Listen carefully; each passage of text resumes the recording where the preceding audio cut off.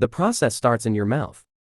Your teeth crush the cucumber, while saliva begins breaking it down with digestive enzymes.